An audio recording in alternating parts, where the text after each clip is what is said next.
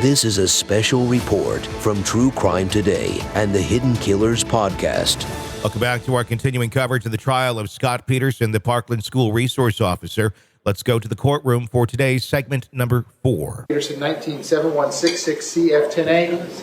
I continue to have Ms. Gomes, Mr. Killoran, Mr. Klinger present for the state. I continue to have Mr. Eiglarsh present with Mr. Peterson, likewise, who was present. I'm outside the presence of the jury. State, anything you need me to address before we resume your presentation? No, Judge. Defense, anything you need me to address? No, thank you, Judge. Okay, so assuming we go to 5 or as close to it, I have on my regular docket some things tomorrow, so I'm going to ask the jurors to be back at 9:45 a.m., hoping to resume the trial at 10 a.m. State, any problem with that? No. Defense, any problem with 10 a.m.? Love it. Thank you. Okay, very good.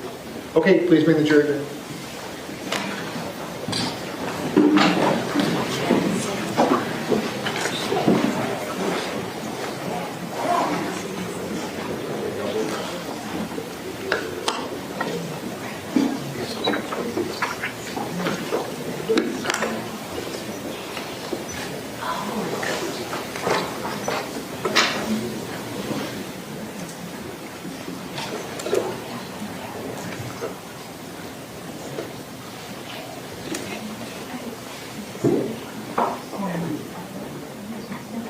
State, is there going to be any more evidence today that is of a sensitive nature?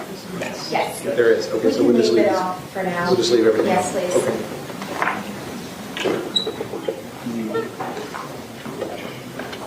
Your Honor, I also showed you the closed orders to Eiglarsh and also Ms. McElroy is still. Okay, well, as soon as you all come to an agreement, I'll sign them as soon as we get the jurors out of here, and then the media can have access to the exhibits pursuant to that. Not a problem. Thank you.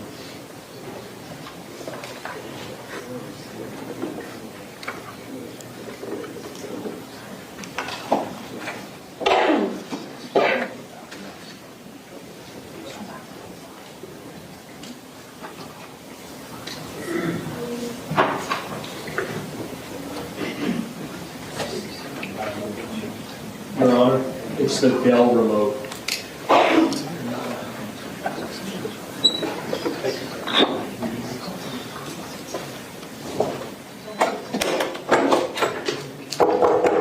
Jurors entering.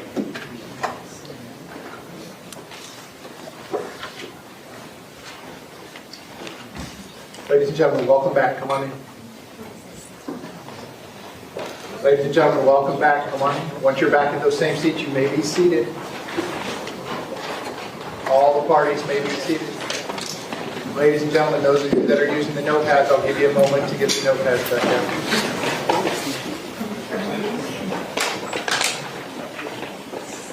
Ladies and gentlemen, before we resume with the state's presentation, I wanted to let you know we do have individual letters for each of you, what we discussed the other day regarding work or school or whatever that may be. These are individual to each of you with your name. That's the first test to make sure when the court deputy sends you home with these tonight, everyone gets the correct letter. Okay?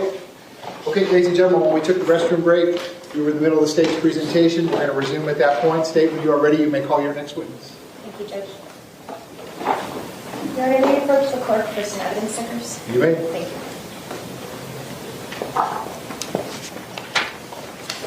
And in the meantime, Judge, the state calls Ron Loeffler. Ron Loeffler.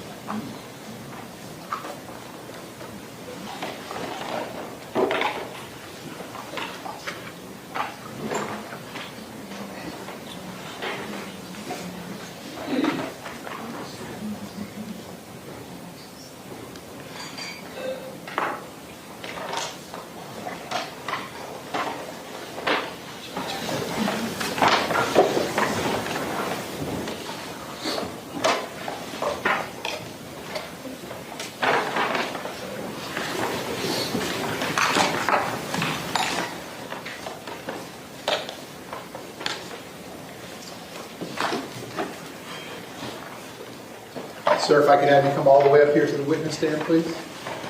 Once you reach it, but before you have a seat, you can just stop and look at me.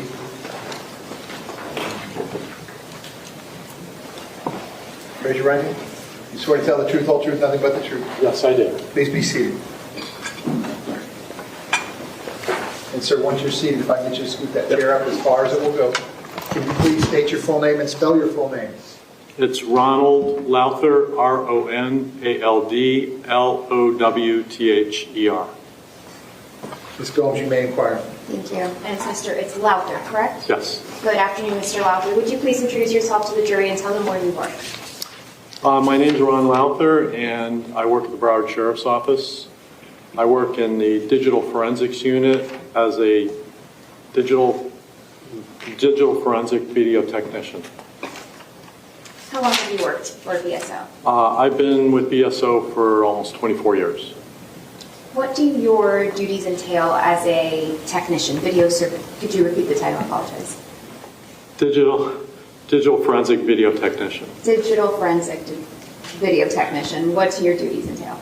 I retrieve and process video evidence. What trainings or courses have you taken in order to retrieve and process video evidence? My first training was mostly informal with hundreds of hours in training. And then my formal training is through the Federal Law Enforcement Training Center, FLETC, in Glencoe, Georgia. And I had completed a video recovery program and also a cyber security program. How have you applied some of these skills throughout the duration of your career? Well, my background is in film and television, and I've been a film and television producer and director of photography for over 36 years. As it relates to your work with BSO, when you retrieve video surveillance, what does it mean to process it? Well, once I recover video from a detective's instructions, what they want, time frame, cameras, so forth, I then take it back to my office, and what I'll do is I'll provide a copy for the detectives to review. Then they'll make a request for what they want me to focus in on. So I'll take those segments of the video, I'll clarify it, I can extract still images from the video to further identify a suspect or incident that happens. I can I've also been asked to make timelines for a grand jury.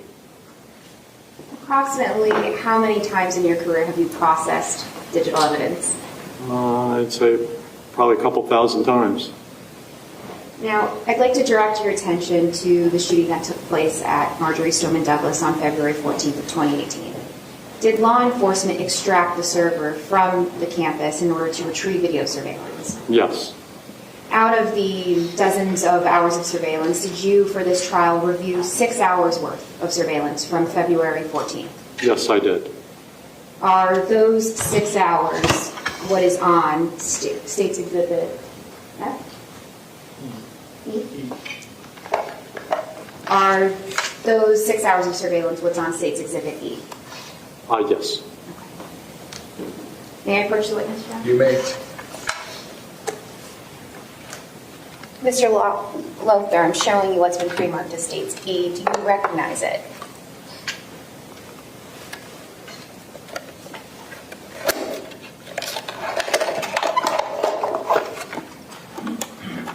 Yes. This is the drive that I've had. And those initials we see on there, are those your initials? These are my initials, and the stickers are from our unit.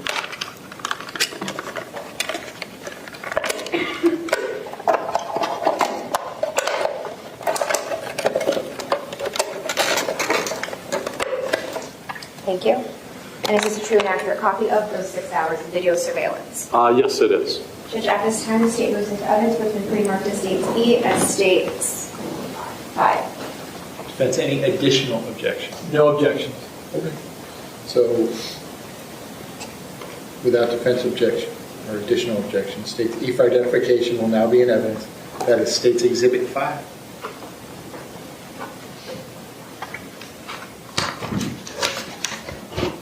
Sir, did you, from those 6 hours of surveillance, review individual camera angles? Yes, I did.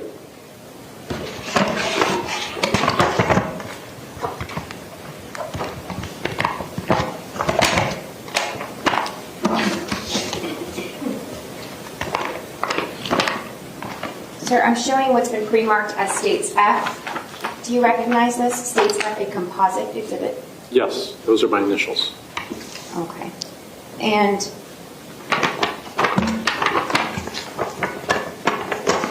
the States F contain 13 individual USB drives with various camera angles. Correct. Okay. We're going to take these one at a time.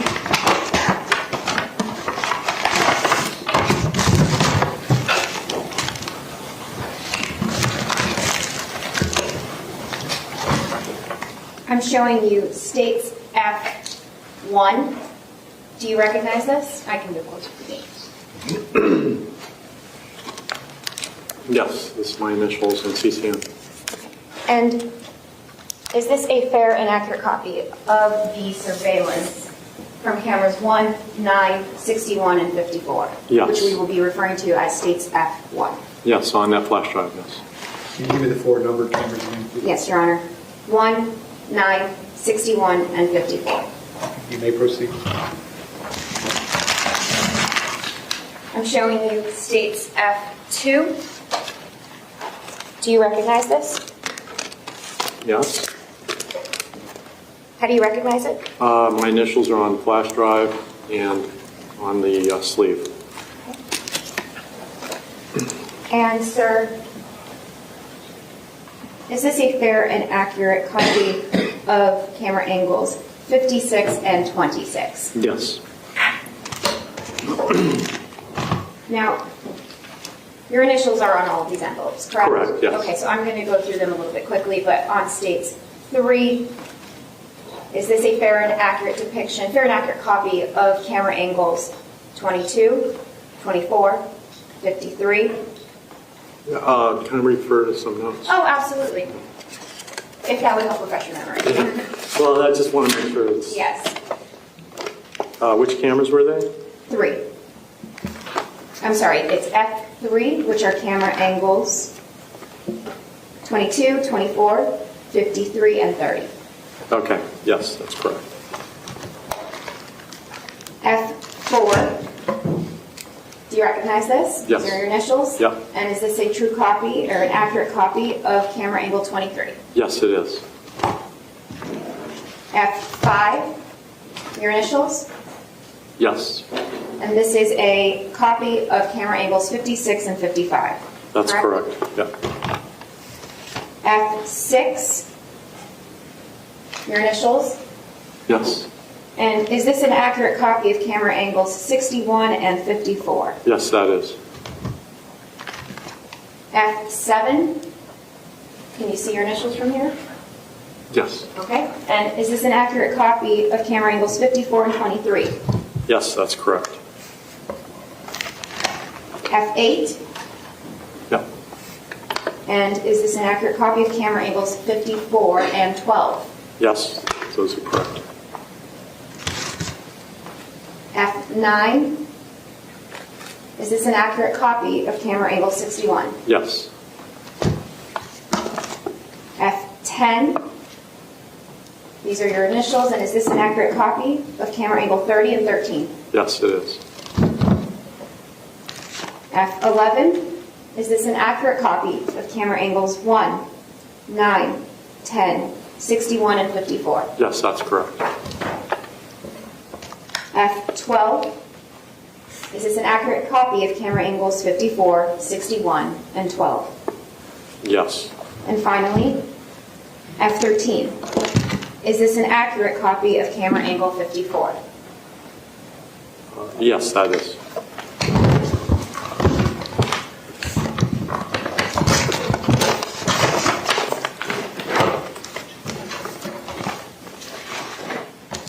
Combined in State's Composite Exhibit F, the State now moves into evidence what's been pre-marked as States F and States 6. Defense, any objection? No objection, Your Honor. Without objection, States F for identification will now be in evidence. That is State's Exhibit 6, a composite exhibit made up of the 13 USB drives. The state is labeled F1 through F13. You may proceed.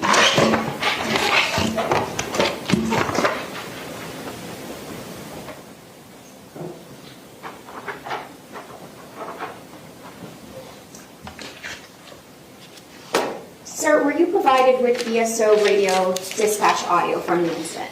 Yes, I was. Did you link up that dispatch audio to the surveillance in this case? Yes, I did. Did you sync that dispatch to the surveillance and place it on a nice USB drive? That's correct, yes. Now, I'm showing you what's been pre-marked as States G. Is this a true copy of the dispatch and surveillance sync-up that you created? Yes, it is. At this time, the state moves into evidence what's been pre-marked as States G as State 7. Any objection? No, Your Honor. Without objection, States G for identification will now be in evidence. That is States Exhibit 7.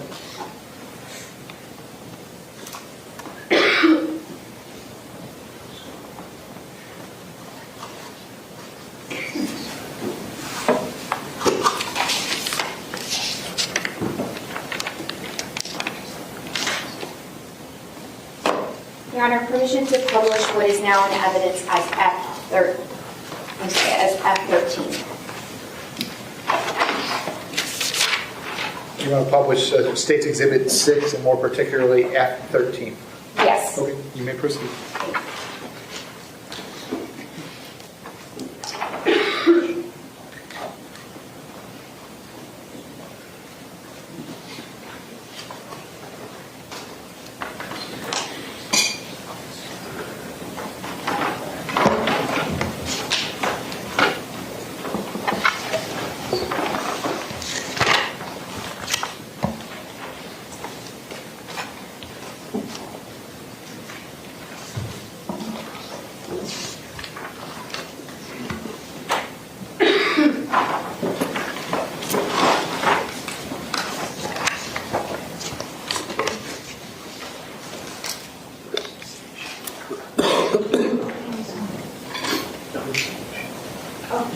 Your Honor, we don't need the cameras off for this portion.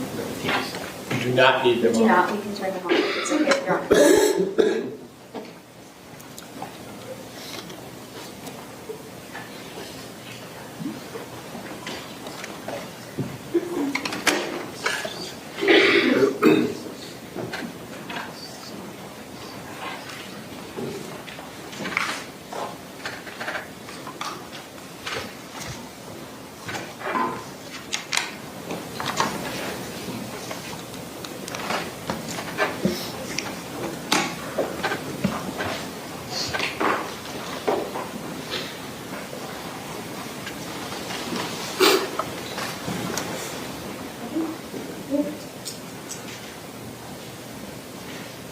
It's Attorney 3, correct? Attorney 3.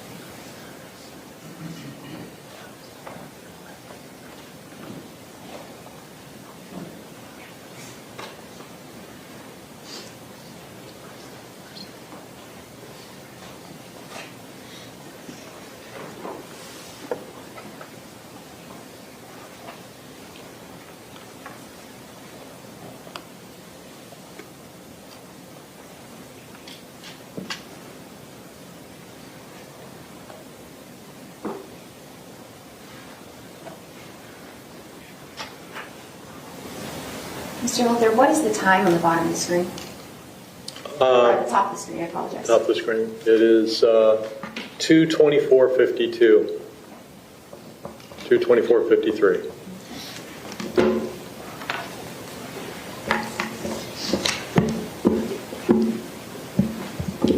Your Honor, permission to publish what is in evidence of Estate 7. You may proceed. Thank you.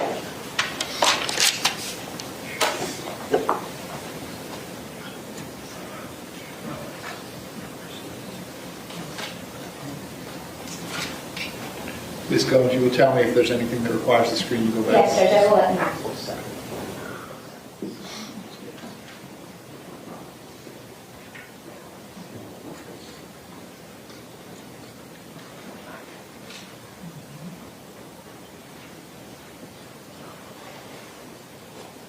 Judge, we are going to request that the screens be turned off for this portion.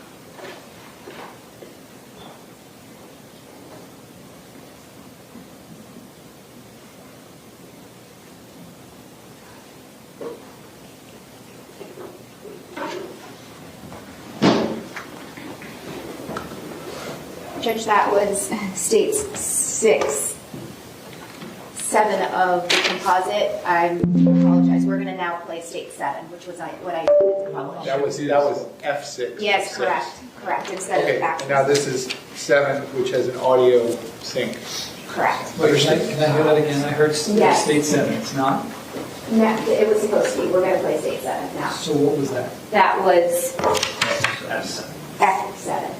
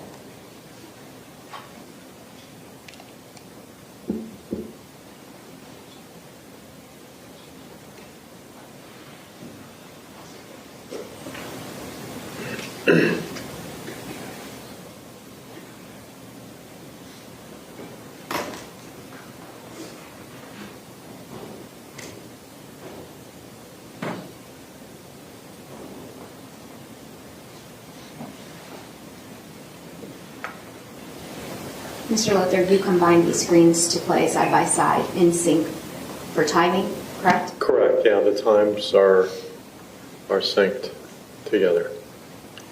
And then you have the reference down below for the time code there. And you chose the angle that Mr. Peterson is in and put it side by side with the angle that Mr. Cruz is depicted, correct? Correct.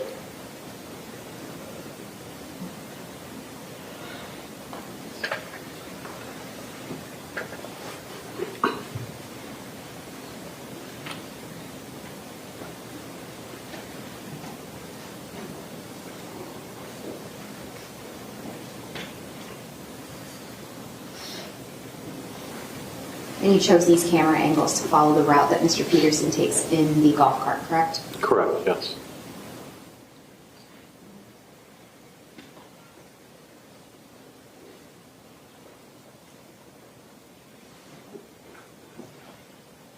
Juliet 3, 17 Bravo 3, 17 Bravo 4. Juliet 3, we have possible, I think we got shots fired. Possible shots fired. 1200 building. Attention all units in District 15, possible shots fired at 5901 Pine Island Road at Stoneman Douglas High School. Possible shots fired at Stoneman Douglas High School. Doing her out. 1584 out.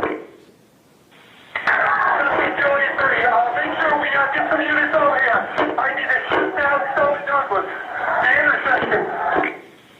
10-4. 449 in Rock 3 Bravo on my phone. 10-4. Thank you for what's the address?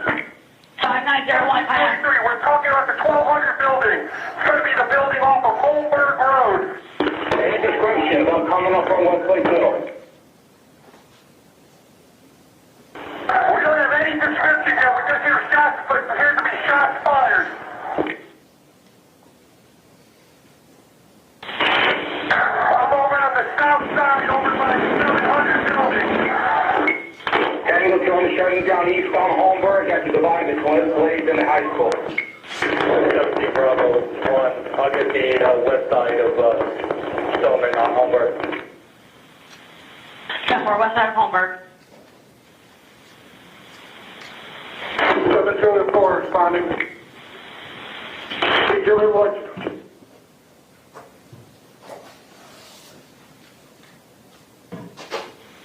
Daniel 2, I hear shots fired by the football field. Shots fired by the football field. Shots fired by the football field, heard. 17 Julie 3, we're looking at the 1200 building. It's going to be the 300 building. It's going to be right off of Holmberg Road by the senior lot.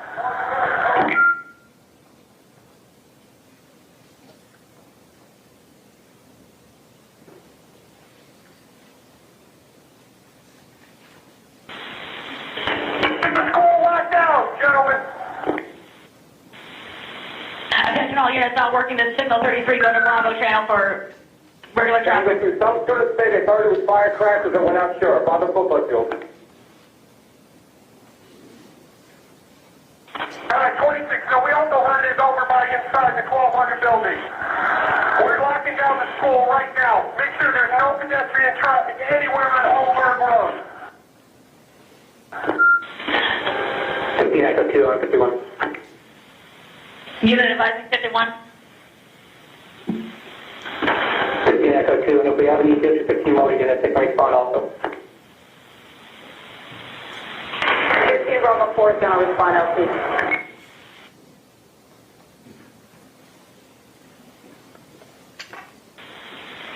Any unit not working the signal 33, go to Bravo. So I got more students running west towards the football field. 33, we're going to Bravo. I hear shots fired. Shots fired. Shots fired. All units on the shots fired, stay on main.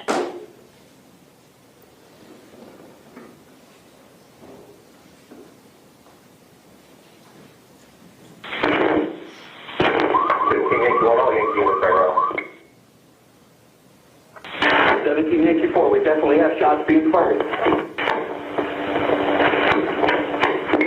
All District 7 units, go to Bravo. Angle to the sergeant, right by the football field.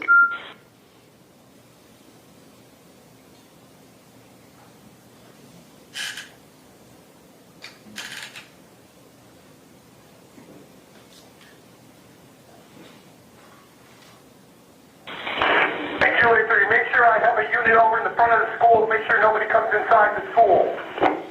I need a unit to the front, advise. Bravo 3, we need somebody to shut down Holmberg at home at Pine. Unit to shut down Holmberg, advise. Holmberg shut down. We're in front of building 13 of the 900 building. We have shots fired. I'm trying to get the fence open. Building 13 and 900 building. Alex, do not approach the 12 or 1300 buildings. Stay at least 500 feet away at this point. Stay away from 12 and 1300 buildings. 17 Julia 4, I had a parent tell me that there is a child down. Have fire rescue stage in the area so we can make contact on it. The parent told me there is a child down. Have them stage. Angle 2, I got a victim with a gunshot to the right leg. Said a gunshot to the right leg. Show me the west end of the high school on the football field. GSW right leg, west end by the football field. 15 Echo to the Yankee, then set up for an active shooter response when you get back to 17 Julia 5, I have the gunshot victim. I have the gunshot victim. He's by the entrance to Westglade on the west side of the school. 10-4, fire rescue is being notified. Gary, does he know where the shooter is? We don't know, but we're heading in the building, part of the 13 building, building 13. 17, Kilo 4, myself, Brandon.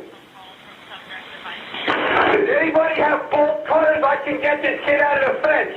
He's stuck in the fence. I need bolt cutters. The coach is with him. See if he can help him over the gate.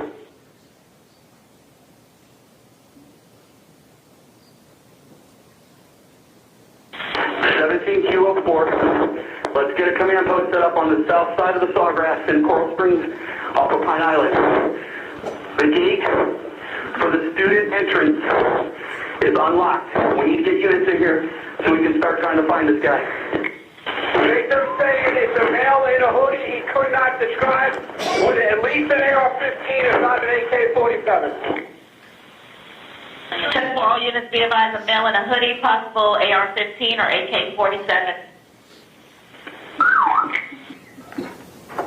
Now, sir, this exhibit that we just watched, State 7, includes only the duration of which the shooter is seen, correct? Correct, yes.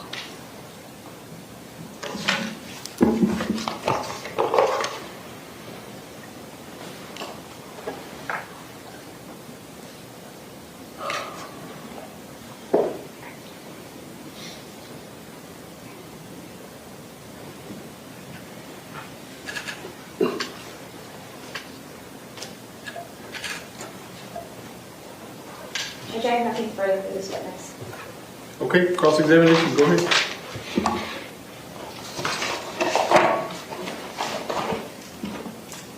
Good afternoon, sir. Good afternoon. Just a few short questions.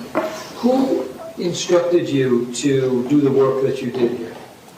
I had been given a list of time frames to utilize throughout the videos. Who gave you that time frame? I believe it was Aaron Sabitsky. Who works for the state Yes. attorney's office, Yes. the gentleman right there? Yes.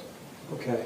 And he told you the parameters, the times to put on the video? Yes.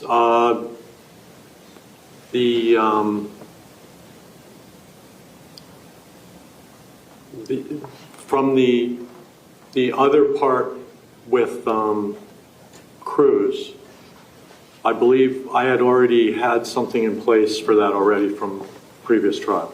Okay, so it ends at about, if I remember correctly, 30 or 31.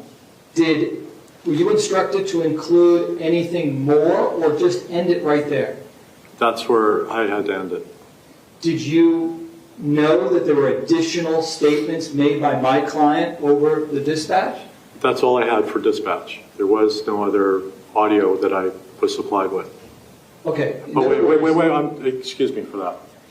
No, that was, I had placed the audio for the duration of the video because it had to coincide with Cruz doing his action. That's basically what I was instructed for. Okay, so what you said earlier was a misstatement. You still had additional audio that memorialized what officers, including my client, was saying while they were on the scene, correct? Yes. And who told you to cut that out so the jurors can't see it or hear it? Well, it was just for the duration of the video that I was instructed. Okay. But you have that audio, the additional audio, which would have additional things that my client said while he's on the scene, correct? Yes. I didn't follow through the rest of the audio to listen to what else was said, maybe a second or two or a couple minutes. I can't remember. But I didn't listen through the whole audio portion. Okay. So it's quite likely that there are additional things that my client said on his police radio that are recorded that you have in your possession, correct? Yes. But you didn't bring it to court today because you weren't asked to do so. Isn't that correct? Only what I was instructed to do when I had put all this together. Thank you, sir. Okay, based on that, any redirect? Yes, Judge. Go ahead. Sir, do you know who Aaron Foley is? No, I don't. At ESO in charge of the dispatch? Oh, we have Aaron Foley. Yes, I do. Okay. Sorry. All right, and so Ms. Foley has the full radio dispatch, correct? Correct. And you were able to speak with her in order to prepare this? Yes. Okay, and Judge, at this time, the state would seek to move into evidence what is by stipulation of the parties, the full radio dispatch, which would be typically entered through Ms. Foley, who's testifying tomorrow, but we can enter in today. We have no objection. Is it marked? Yeah, it is. What is it?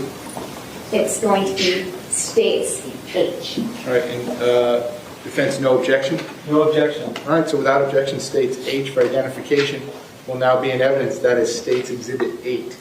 Setting aside that, you said that you prepared evidence in both the Cruz case and this case, correct? Correct, yes. Okay. And the purpose of this video was to show the matched up time frame of when the shooter is on campus, as well as what Mr. Peterson is doing while he's standing there. Correct, yes. Okay, I have nothing else. Based on that, any recross? No, Your Honor. State, is the witness excused? Yes, Judge. All right, so you may step down. Thank you very much. Thank you. While he's doing that, State, you may call your next witness. Judge, our next witness is about 5 minutes away, if you can please apologize, Your Honor. Okay. Ladies and gentlemen, quick break. Same admonition as always. Please do not discuss the facts of the case, the evidence, the witnesses, or the testimony amongst yourself or anyone else until we reach the end of the case. If you'll leave those notepads in your chair, step in the back one moment. I'll be right back with you. Thank you.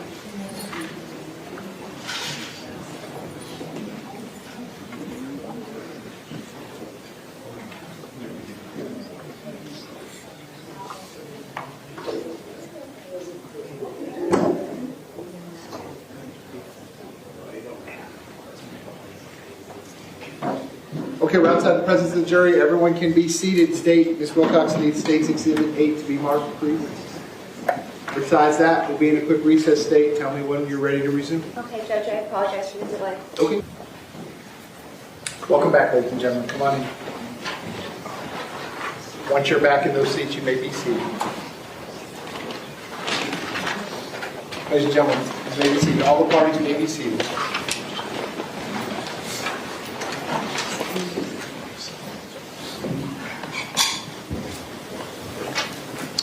Ladies and gentlemen, those of you using the notepads, I'll give you a moment to get the notepads out. Minor technical issue. Give me one moment.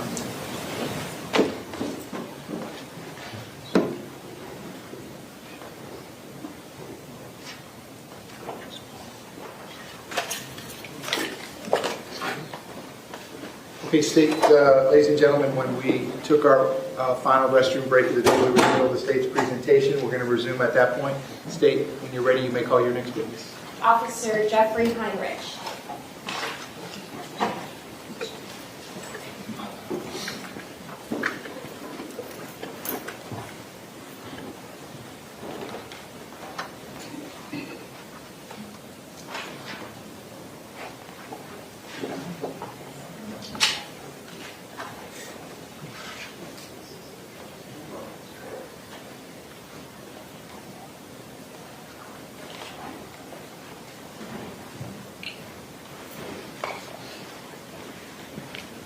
Sir, if I could have you come all the way up here to the witness stand, please. Yes, sir. Once you reach it, but before you have a seat, you can just stop and look at me, please. Raise your right hand. You swear to tell the truth, whole truth, nothing but the truth. I do. Please be seated. And once you're seated, if I could just scoot that chair all the way up as far as it will go. Please state your full name and spell your full name. Sure. Jeffrey Allen Heinrich. Last name is Heinrich. Jeffrey? Yes, I'm sorry. Okay. Ms. Gomes, you may inquire. Thank you. Good afternoon. Is it officer, detective? It's Sergeant. Sergeant, I Yes, ma'am. apologize. That's Good okay. afternoon, Sergeant Heinrich. Please introduce yourself to the jury. Tell them where you currently work. I'm currently a canine supervisor, canine sergeant at Coral Springs Police Department. How long have you been with the Coral Springs Police A Department? little over 27 years. Could you give us just a little bit of background of your time at the Coral Springs Police Department? What are some of the positions that you've held? I've mostly worked midnights almost my entire career. I started off first as a police officer on the road, became a regular canine officer, spent most of the time on midnights at that time. I left the canine unit, went back to the road for a few years, and then I became an SRO. I was a school resource officer at Coral Springs High School for about 4 years. After that, I got promoted, went back to midnights, the midnight shift, as a new sergeant. And then when the sergeant position opened up as a canine sergeant, one of our canine sergeants retired, I took his position, and that's where I've been currently. What are some of your responsibilities as canine sergeant? We run a 5 or 6 dog team. I'm tasked with their daily duties. Responsibility is to supervise them, scheduling, evaluations, training. I'm also the lead trainer for our canine unit, so that encompasses most of what I do. What were some of your responsibilities as an SRO? I'm sorry? What were some of your responsibilities as an SRO? I was a school resource officer, like I said, for 4 years. We investigated crimes. We counseled, mentored, you name it. I worked at Coral Springs High School, which is one of our tougher schools in our area. We had a pretty bad gang problem, so a lot of it came down to mentoring. But there was quite a bit of crime, unfortunately, and fights and things like that on a daily basis. So we dealt with that, tried to curb that type of stuff, as well as just the common stuff as far as bullying, things like that we'd have, or any crime that happened on campus that we would have to investigate, including like child abuse and things like that. While you were acting as an SRO, did you ever perform any administrative searches of backpacks or lockers? All the time, yes. We've done, I can't tell you how many. You act as a school resource officer, you act basically as a parent. You're kind of considered in that role.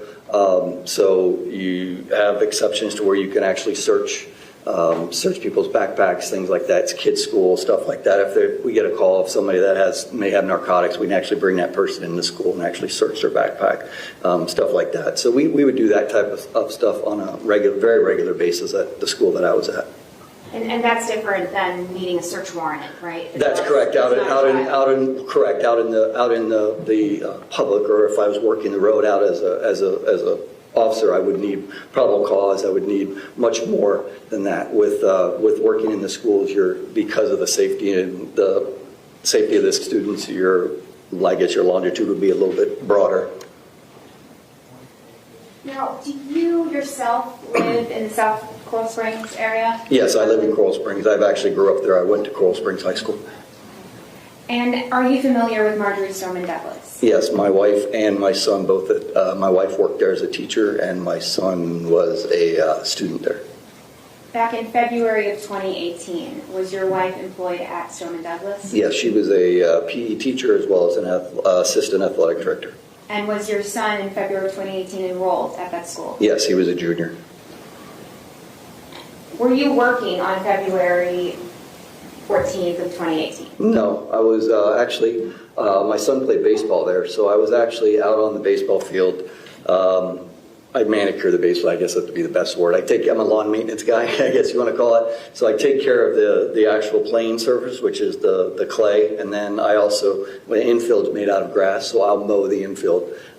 If you have any dealing with the county, you don't really want the county maintenance people coming in and dealing with this stuff. We had a really nice field, so we tried to keep it that way. So I was there regularly dealing with the maintenance, day-to-day maintenance of the field and preparing the field and stuff like that for practices and things like that. And to clarify, you weren't paid to do this? No, it was strictly volunteer. It was because my son Kevin has grew up playing with the head coach there, which is Todd Fitzgerald. He's played with him since they were 8 years old, so I've known them for 20-something years. So on the 14th, was it your day off as far as law enforcement work goes, but you were working in the field? Yeah, I don't remember 100% if I was completely off, but I would have been. If I was working, I would have been working midnights. So I don't know if I went in before work. I don't have that recollection. But at the time that I was on the field, it was my own time. I was there just helping out. Describe for the jury, if you recall, approximately what time you would have arrived at school. Yeah, probably. I'm usually there an hour and a half, maybe 2 hours before school starts or gets out. So probably between 12 and 1. I don't have independent recollection of exactly what time I'm there, but I would safe to say probably an hour. And I used to go, they'd have a security guard at the back gate. I'd call the security guard. They'd let me in the back gate, and I'd drive back to the back of the field which is exactly what I did that day. And I parked my truck on the back side of the baseball field. You're out on the baseball field. Describe for the jury what happens while you're on the baseball field. Sure. Just out there, we have a fire hose apparatus that you wet down the clay, because in South Florida, the clay, it's very hot, so the clay dries out very quickly, so there's a lot of dust and things like that. So to help the playing surface, we water it with a big fire hose. So there's a fire hose in the middle of the field apparatus that you can hook up. So I was between third base and second base, which is the shortstop area, and facing towards the school, which would have been east there. And I was actually just physically watering the field when I heard the fire alarm go off. Fire alarm went off. I worked in schools. It's a normal, everyday thing. Someone in culinary is always burning something or anything like that, so it's not uncommon for that. So, but where I could see the kids walking out from between, it would be between like the gymnasium and the 1300 building, and you could see them walking. They were walking towards me, towards the baseball field. Sergeant, can I put up a picture? Sure. So just to help you. Absolutely.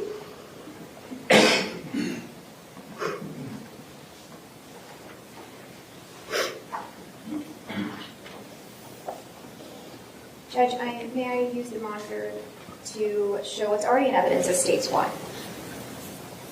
don't know if it's... Can you see States 1 in front of you? Yes, ma'am, I can. Ms. Goins, we can have the TV on. Yes, please.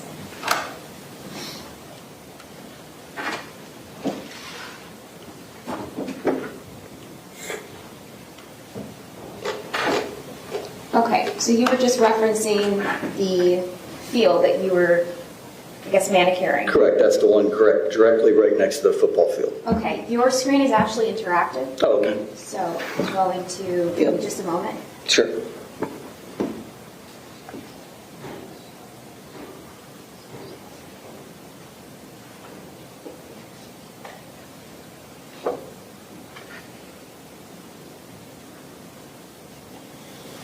Okay, if you select the pencil Sure. option, and see the bottom left. I think I did. Okay, great. I'm going to ask you to please circle where you were when you first heard the fire alarm go It's off. going to be right in that area there. Okay. Now, you were just describing students that you saw. Yeah, you could see them. So this walkway right here that comes out, this walkway comes from the school. So you could see the kids just walking out here, and like it would be a normal fire alarm going off. There was people just, like I said, casually walking, just as like a fire alarm dismissal for a fire alarm. It was close to the end of school, so it was nothing, like I said, nothing concerning.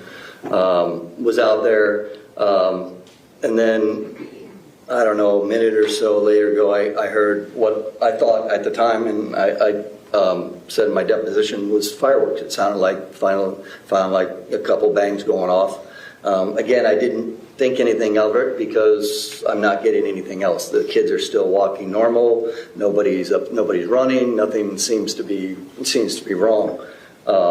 So I kind of disregarded it as, maybe that was the reason the fire alarm. Maybe someone threw a pack of firecrackers inside the school. Like I said, it's not uncommon for kids to do silly things at schools. They do it all the time. So I figured that's what was going on. And then again, a little bit longer time went. I heard another round of gunshots. What I believe, well, at the time, again, what I figured they were fireworks. But this time things changed. So kids started running. I could see kids actually, sprinting down that pathway towards me. So it's not common for kids to behave that way for a normal fire drill. Now, so Sergeant, yes, and I'm just going to ask a couple questions on the details. You said that things changed for you. What do you mean by that? My observations. Like I said, when you're watching kids, you as a police officer, you watch people. My wife says all the time, I'll be sitting in a restaurant and I watch how people interact. I watch how people talk, how their body language, things like you learn that by experience and just dealing with people on a daily basis. So you could see that things changed from a situation where it was just a normal situation or a normal fire alarm to something that was probably a little bit more serious or more demanding of the time. I still wasn't 100% sure what was going on, but obviously it was concerning to me. Now, in response to seeing things change and not knowing what's going on, why do you move towards that direction? Well, when the second round of gunshots, which I now know they were gunshots, went off and the things changed, it brought light to me that, okay, no longer this was just fireworks. This was something that was definitely more going on, and that I needed to go towards that and find out if this was actually an active shooter situation. That's exactly what was going in my mind. Let me slow you down. Yeah. What was, in reference to trying to figure out what was going through your mind? At that point, once people started running, I believed that those were gunshots and that they weren't firecrackers any longer, based on my observations and things. So I resorted back to our training. Our training is that you run towards the sound of gunfire. I mean, it's what we're trained to do. We do, as far as our active killer, active shooter response is single purpose, single officer.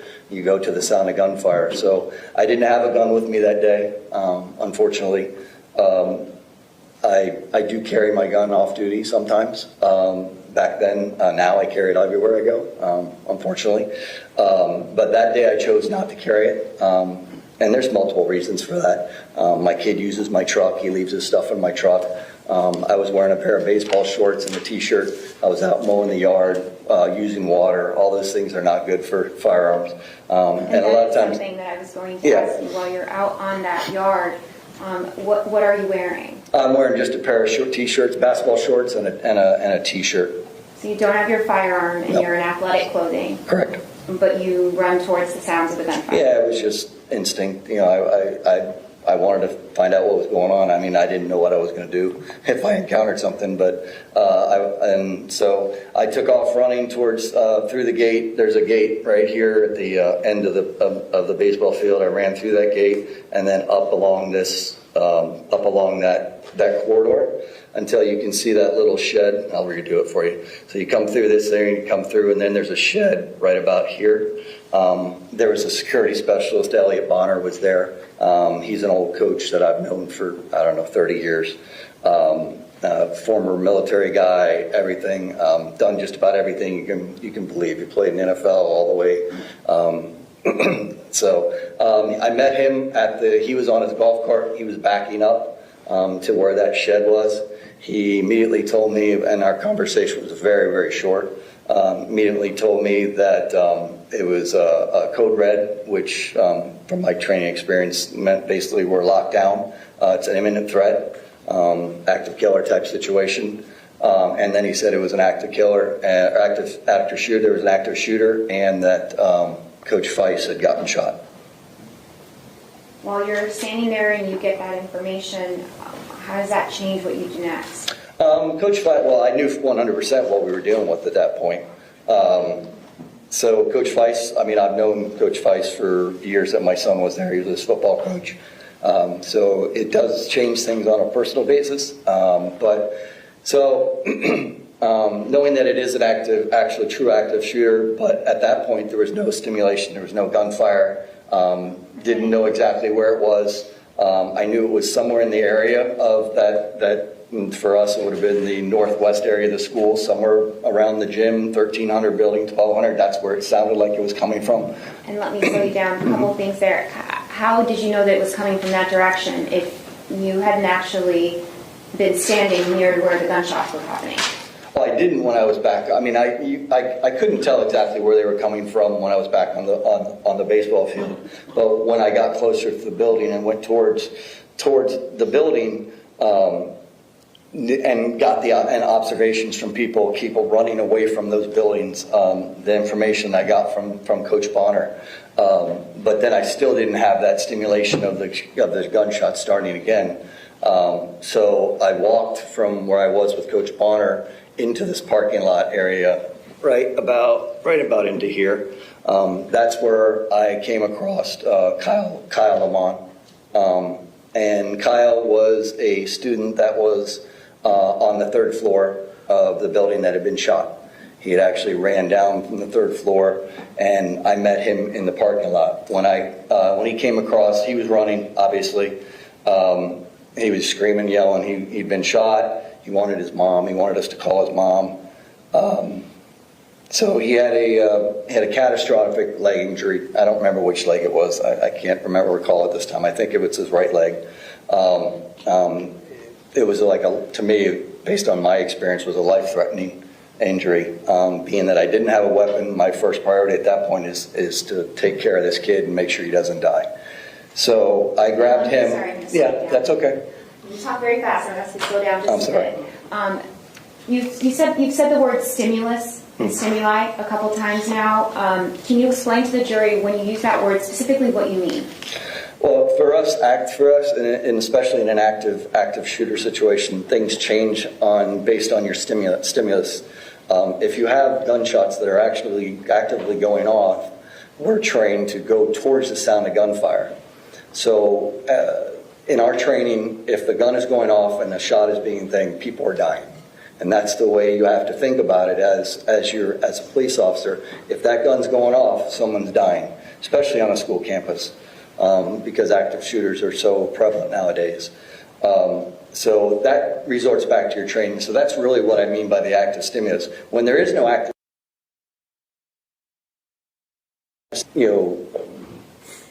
look at things. Where do I do? What do I want to do? Where do I go? Things like that. And I'm talking as an officer that would be armed and working towards that situation. You may move things, but when you have active stimulation of gunfire, we're trained, and our single officer response is to move towards the sound of gunfire. Now, that day, you obviously weren't in your uniform with a firearm. You moved towards the sound of gunfire. Explain what happened when you came across Kyle. Yeah, I mean, it confirmed everything, my worst nightmare. I was one, I mean, I knew that basically when I talked to Coach Bonner, but even more to the fact when you actually are physically see it and see a child, I think Kyle was at the time, I think he was 14 years old, and you see a 14-year-old kid with part of his, leg blown off from an AR-15. It changes your mindset. So again, like I said, not being armed and my main thing is to get Kyle to help. So I knew based on where I was coming from back. And I'm going to ask you to just clear the screen. That way we can restart from this portion on. If you hit the eraser. Oh, I'm sorry, me. I apologize. Got it. Thank you. Okay. And I'll So move this over this way. yeah. So I knew, and I'll go back to the pencil, I knew back in this area here, which is our offices for Coach's office, that there was a parent and Coach Fitzgerald, who was the baseball coach in there. I knew there were two people in there. I knew we had a first aid kit. So my thought process is I got to get Kyle somewhere where I can get treatment onto his leg and get him medical treatment as fast as I can. So we were standing right in this area here. As we're standing there, another barrage of gunfire goes off. And when you're standing there, is that barrage of gunfire clearly audible? Yes. And at that point, did you have any doubt as to the direction that they were coming from? No, I knew it was coming from somewhere, which would be my estimation was it was somewhere in the area of the 12 and 13 buildings, somewhere in that area here. As I said in my deposition, I didn't know if it was inside, outside, any of that information. I didn't have the visual stimulation of muzzle flash or anything like that. But by the way we were standing out here, and I end up running this way with Kyle. And the shots going off, you could almost feel the percussion and the reverberation of the gunshots bouncing off the buildings and stuff like that. Like I said, I wasn't able to say exactly, okay, I couldn't tell you that he was on the 3rd floor shooting out the windows like we found out at a later date, but I could tell you it was coming from somewhere in that area. It could have been anywhere. I wouldn't have known that. And did you get an opportunity to go seek out and learn where the shooter was in that moment? Not at that moment. And why not? Because I was tending to Kyle. And what happens? And so Kyle, again, he's still crying, screaming, asking to get a hold of his mom. We run up this way. I take him down along until about to here. When I get to here is the first time that I see a police officer, the deputy sheriff. He was standing on the outside. I don't know if you can move this down a little bit or not. But he was standing on the outside of the fence. So he would have been somewhere out on the outside of this fence here. Somewhere, I'm sorry, I'm getting ahead of myself, but somewhere outside there, and he was standing behind his car back there. As I'm coming down through this thing, I'm yelling to him that it's active shooter, and that I had a gunshot victim. Now, at that time that you encountered that police officer, you didn't have a radio on, correct? No. Okay, so did you know why a police officer was at least 500 feet back? No, I had no idea. Okay, go ahead. Yep. So I yell at him, tell him that I have a gunshot victim, that it is an active shooter situation. We make eye contact, so I know he hears me, I know he sees me. Again, I don't have a radio. I do find out later that he does put it out over the radio that we have a gunshot victim by the football field, and that was the information that I gave him. So as we do that, I'm sorry, from there, we continue all the way down and around back into this door here. I get Kyle into the locker room area. I quickly do a pressure dressing on his foot. I asked him a couple questions. He told me a description of the shooter. Kyle is an avid airsoft gun person. I don't know if you guys know what airsoft is, but they shoot little pellets, little BB, they're not BBs, but they're white pellets, and they have places where you can go and it's kind of like a paintball type thing. So he plays that, so he has a familiarization with weapons and things like that because the weapons kind of look real, but they're not real. They're not real firearms, but they look real. So he was able to tell me that the guy was a male. What he said at that time was a black mask, wearing, I think, black pants, black vest, and had an AR-15. And that he was shot on the 3rd floor, and that multiple people were shot. That's basically the information he gave to me. Learning that information, I called our dispatch. I don't have a recollection of whether I called 911 or our non-emergency number. I think I later found out that I actually called our non-emergency number, which I don't know why I did, but just happened that way. But I talked with one of our dispatch supervisors, and answered the phone, Pat Thurman, gave him the information over the phone at the time, and I thought everything was fine. Comes out later, when I went back to write my report, I asked to get that audio taping of that thing. Well, unbeknownst to me, my call dropped in the middle of the call. So obviously with that many people coming in the area, everybody on their cell phones, my cell phone dropped without me knowing that most of the information didn't even get to our people. So as you're in that room, you've rendered aid to Kyle. Mm-hmm. Did you take precautions to try and stop the bleeding? Yeah, I did a compression. We had a bunch of ace bandages and thing. I basically packed the wound as much as I could. Did a full compression bandage on it. Like I said, I was talking. We were trying to get. He was trying to get a hold of his parents on the cell phone. Is that typical of what you would want to do to a gunshot wound victim? Yeah, because with gunshot victims, the most dangerous thing with gunshot victims is bleeding. It's important to get to a gunshot wound victim quickly in order to stop Very bleeding. time is of the essence with gunshot victims. Absolutely. Once you've applied were you able to stop the bleeding or at least slow it down? I don't even know whether it stopped or not. I mean, we just, like I said, I packed everything we had as far as gauze and bandages and stuff. And like I said, we had 2 big ace bandages. I wrapped those thing. And within seconds, maybe minutes, there was EMS there. So they were able to take over that aspect of Kyle. And in response to what Kyle had told you, did you know that there were additional gunshot wound victims inside that building? Yes. And was it important to get them aid to their wounds as well? Okay, so what do you do next? After I made the phone call to our police department, I actually called my wife to find out if they were okay, which they were. They were sheltered in a building. So once I found that out,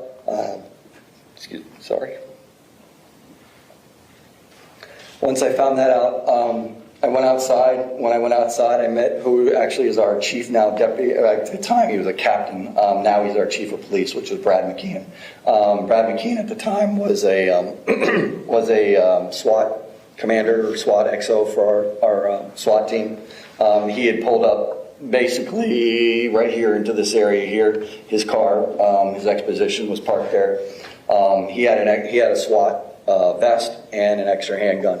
So I grabbed the SWAT vest and the extra handgun, and then we took off back towards the area of Building 12. I told him exactly. I knew where we were going because based on the information that Kyle had given us, all that stuff that had turned into Building 12. I'm very familiar with the school. I spent a lot of time there, so I knew exactly where to go.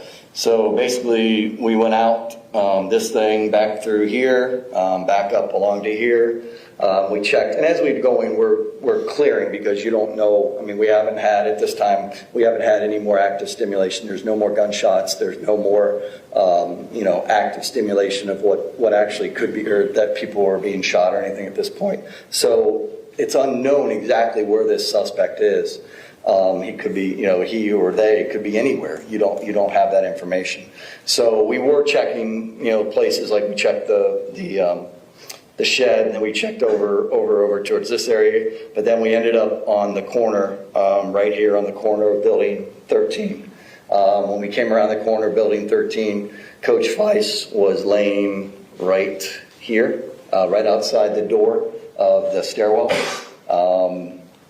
We started to go to check him, but there was a deputy, I'm not sure of the name, I think it might be Deputy Goolsby, if I'm correct, was posted up on this corner right here. He was providing outside security, outside coverage of that area. There was already, we later find out just momentarily, I'll deal with Coach Weiss first. We started to go to check and see if he was deceased. Can I ask you to clear the screen one more time? Yeah, sure can. I'm going to ask you to mark for us. Sure.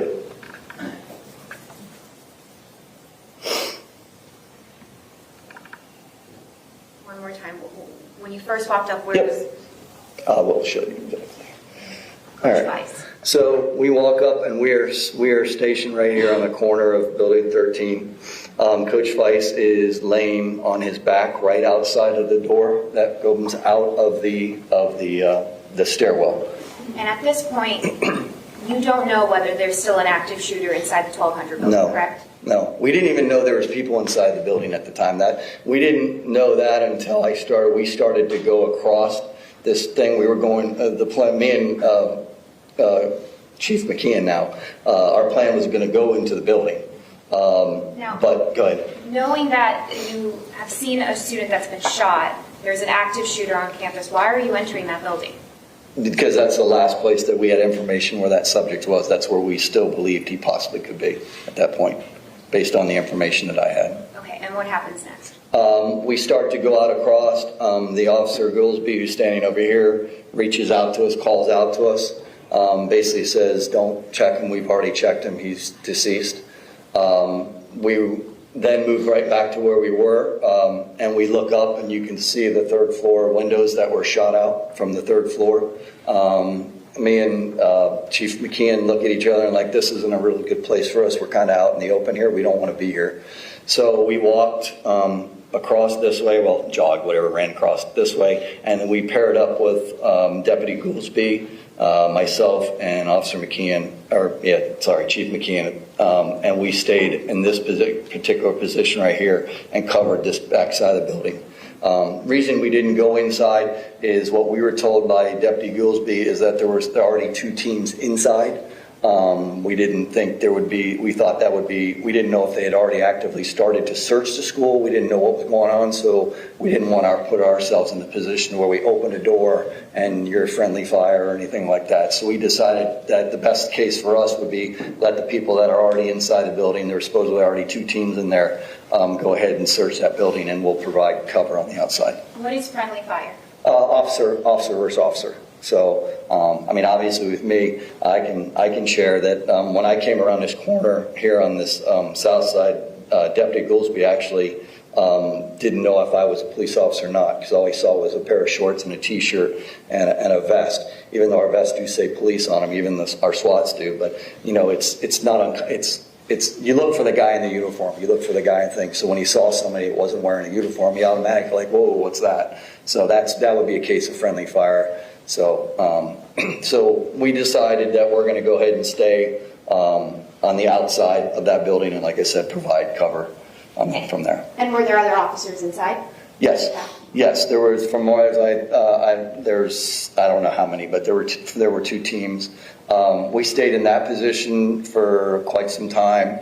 They were trying to gather information from the video, which they were watching, I guess, which was not in real time, but they were getting information where they thought he was upstairs. I didn't have a radio, so I wasn't privy to a lot of the information that was going on, that was going back and forth. Most of our guys wear earpieces, so it's not broadcasted out thing. We stayed there until I want to say it was 2 Bearcats showed up from the sheriff's office and SWAT teams, and then they entered with the team that was the teams that were already in there. We stayed there until it was determined that the suspect, Nicholas Cruz, was not in the building, and that the video that we're getting was not real time. So at that point, I met up with one of our canine officers, which I feel comfortable, obviously, working canine. I feel comfortable working along with the canine officer. So I met up with him, and then we started systematically clearing, and I'm going to we came over down here, and we systematically started to clear this area over here with the dog until we were told by the sheriff's office to go ahead and put their dog up, because they wanted a coordinated command of where everybody was. So they asked us to stop searching so that we could get a coordinated, so you just didn't have officers going everywhere and not knowing where people were and what was done and what wasn't done. So they asked us to put the dog up until we could get a coordinated response to how we were going to clear this whole entire area as a team together. Explain for the members of the jury what the difference is between when it's appropriate to systematically clear and take your time and when you have to move towards the sound of gunfire. Yeah, it is based off of that. It's based off the sound of gunfire. In this situation, which is active killer situation, active shooter situation, like I said, our training for single purpose response is to go towards the sound of gunfire. When that stops, then you can stop. But when that gunfire is going off, you have to know that every time that trigger is being pulled, that someone's life could be lost, and that's why we move towards the sound of gunfire. Would you ever systematically clear a building while there's active stimulus or active gunfire? I don't know how you want to call systematically. You're still going to move tactically. I mean, you're not going to be full out running down a thing. You're still, you're not going into it. You don't want to go in. You still want to be able to help people. You don't want to die in a situation on the way. Look, we all put our lives on the line. We understand what could possibly happen, but you are going to move swiftly and as tactically as you can towards the sound of gunfire. So you never want to move fast enough that you can't, take a shot or anything like that. So you will move systematically. I guess that would be the word, but you're going to move quickly. If that is clear, I guess I understand that. Now, when you start to clear, you back up with the K-9 officer, correct? Mm-hmm. Okay, so I'm actually... Yeah, so we can erase this. So once we were told to go back to the thing, they were still taking people clearing people out of the 13 building and the 12 building. So what I assisted in is I just assisted in the people coming out of the 12 or 1300 building, and then we were directing them through the parking lot out to Kohberger and Coral Springs Drive, or up there, I guess it's Pine Island. So we were working with people. So I was assisting in that until we got everybody cleared out of the school. So, Ms. Combs, before you start a new subject line, we're going to have to press pause on the direct examination. Okay. We're just going to press pause right where that's at. All right. Ladies and gentlemen, we're going to press pause for the night. When I resume the trial tomorrow, we're going to continue with the direct examination of the witness. So, same admonition as always. Please do not discuss the facts of the case, the evidence, the witnesses, or the testimony amongst yourselves or anyone else. If you reach into the case, please make research directly or indirectly from any source. I'm going to ask you to please not watch the news tonight. No news, no newspaper, no social media, nothing of any sort. I think there might be a basketball game on tonight for those of you that are interested in that type of thing, but I don't want you to watch the news, okay? Because of some matters that I need to handle on my docket that have nothing to do with this case, based on our discussion last week, that I never want you waiting around for me. We're going to start a little later than normal tomorrow. So I'm going to ask you to be back at the jury room downstairs where they met you this morning at 9:45. 9:45 tomorrow, which is Thursday, June 8th. If you leave the notepads in your chairs, they will be waiting for you when you come back. The deputies gave you your letters. I hope you all have a good night. Thank you.